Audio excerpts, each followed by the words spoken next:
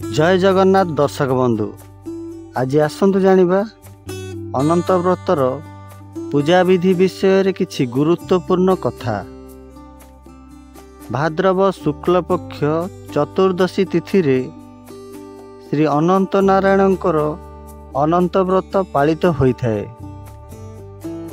धातु द्रव्य रे श्री अनंत नारायण को प्रतिमूर्ति को स्थापन करा जाइथाए। शालग्राम को मध्य पद्म मध्य रखी पूजा करिवार विधि रही। पुराण शास्त्र अनुसार यही अनंत व्रत थरे आरंभ कले 14 वर्ष करने को पड़ी थाए। अनंत देवंक व्रत निमंते यही अनंत व्रत पालन करा जाए। पुराण शास्त्र अनुसार युधिष्ठिर को भगवान श्रीकृष्ण यह शुणाई।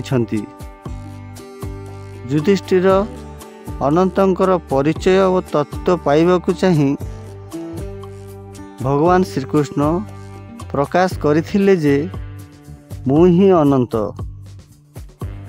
स्थान और काल भेदरे जन कल्याण निमंते ए धरापृष्ठ को केतेबेले केउ रूपरे मु आसी थाए।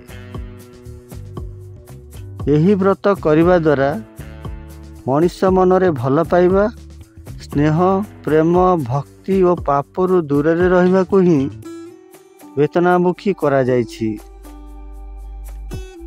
सुख और समृद्धि कामना करी भाद्रव मास शुक्ल पक्ष चतुर्दशी तिथि रे यही व्रत उभय पुरुष और महिला माने पालन करिथांती। यही व्रत बहुत निष्ठार सहित 14 वर्ष धरी व्रतधारी माने पालन करिथांती।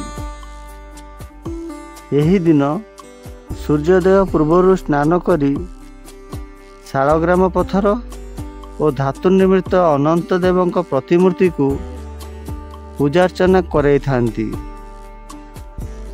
पुराण रे युधिष्ठिर और अनंत देवंक कथोपकथन को विशेष गुरुत्व दिया जाइछि। किछि पूजा विधि कले मानव कल्याणर मंगल हेबो। युधिष्ठिर से अनंत को यही कहिथिले। अनंत देव युधिष्ठिर को यही अनंत व्रत करने को आदेश देइथिले।